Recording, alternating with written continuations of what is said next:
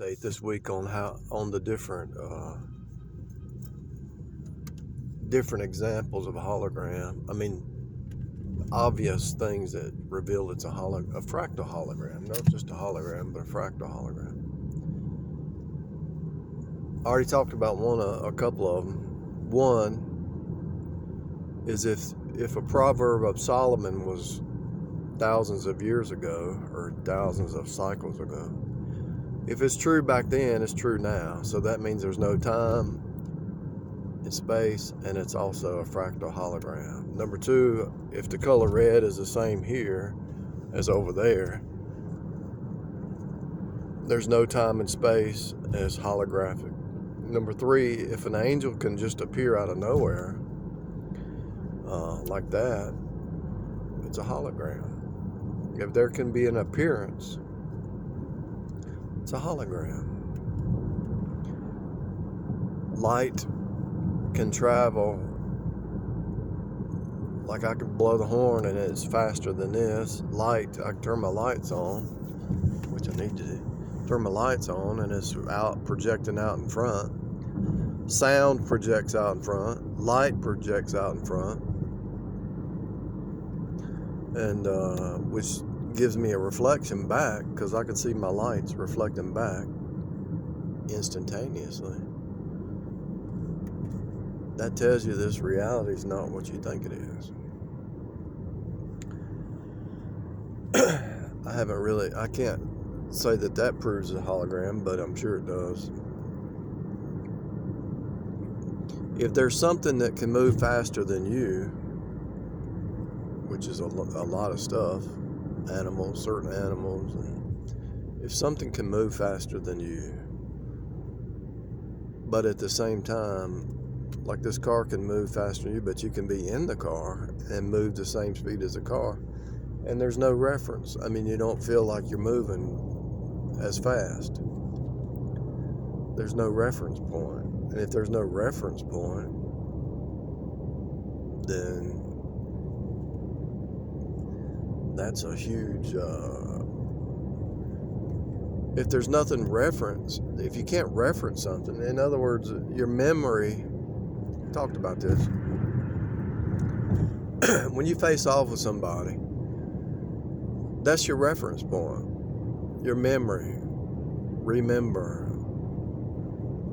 Without a face-to-face interaction, you'd have no reference point. Without a face-to-face interaction with this or something here, or you would have nothing to reference. There would be no time and space, and there would actually be no memory. But because God is God and you're remembering back in, when you see him, you'll be like him. So that's your ultimate reference point, is God, is Jesus. Face to face.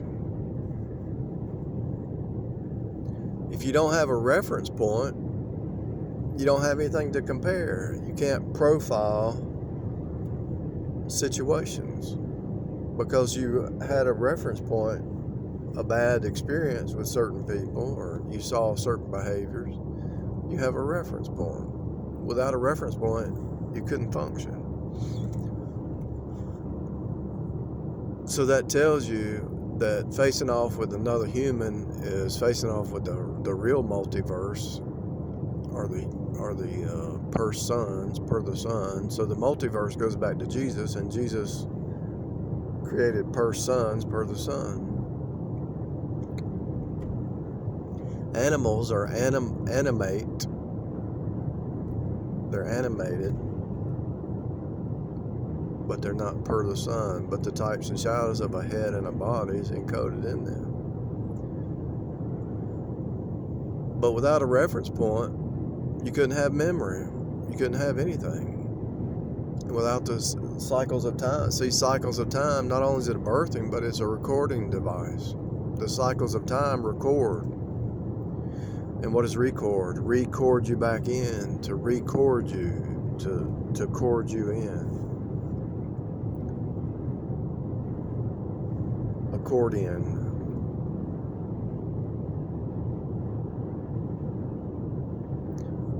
You know, when you talk to these base nature, when you rub shoulders with base nature creatures, you're really just taking your brain back down to a lower level. I can't even talk to them anymore. I really can't talk to them.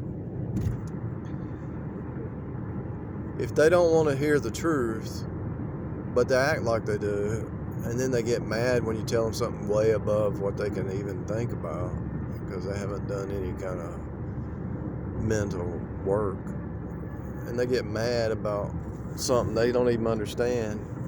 That's base nature. I don't even have time for them. I really have zero time for them.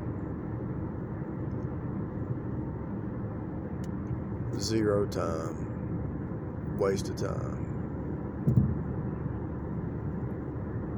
Waste of time trying to talk to them. If you got a pew sitter, they just go to they go to church and they sit on a pew and they say, "Well, this is how I worship."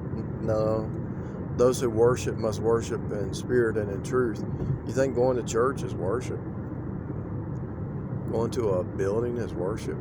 Worship is inside, inner man. The inner man is worship. Be not conformed to this world, be transformed by the renewing of your mind. They don't want to renew their mind because they're base nature creatures. That's all they are. And that's all they care about is eating, sleeping,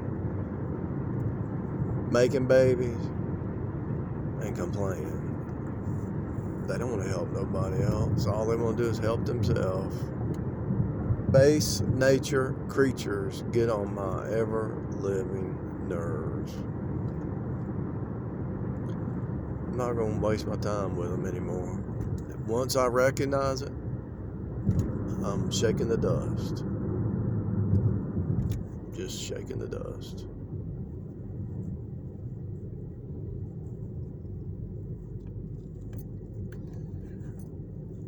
Shaking the dust off my feet.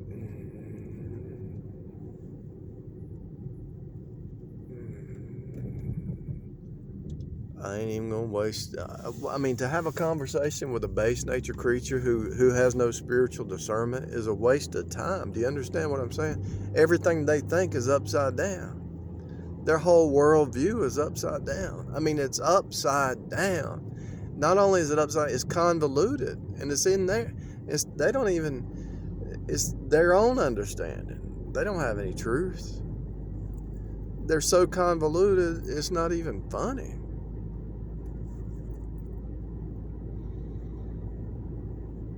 And they'll try to wiggle out of stuff that is obviously it's impossible to wiggle out of, but they still try to because of some kind of emotional feeling, you know. Instead of truth, it's emotional.